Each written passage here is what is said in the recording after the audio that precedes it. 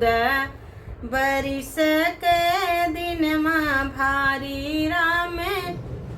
14 बरिस दिनमा भारी बिना राम कैसे गुजारी 14 बरिस दिनमा भारी बिना राम कैसे गुजारी राम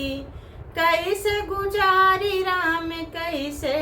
गुजारी 14 बरिस दिनमा भारी बिना राम कैसे गुजारी राम लखन सिया बन को गए हैं राम लखन सिया बन को गए हैं बन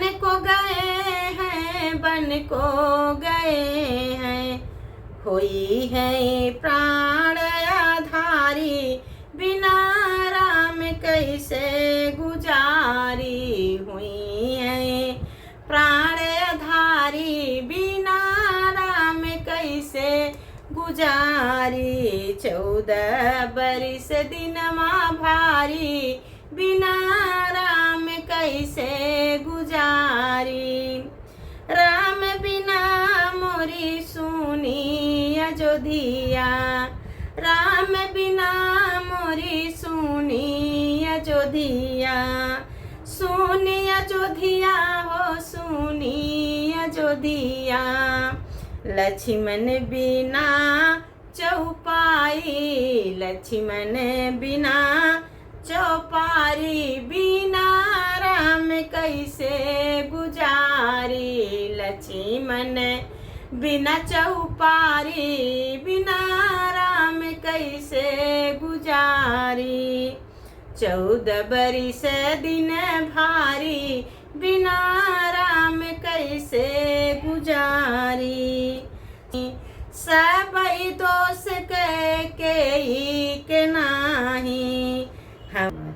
हम ही करमवा के मारी बिना राम कैसे गुजारी हम ही करमवा के मारी बिना राम कैसे गुजारी 14 बरिस दिन भारी बिना राम कैसे गुजारी राम कैसे गुजारी राम कैसे गुजारी 14 बरिस दिन भारी बिना राम कैसे गुजारी 14 बरिस दिन भारी बिना राम कैसे गुजारी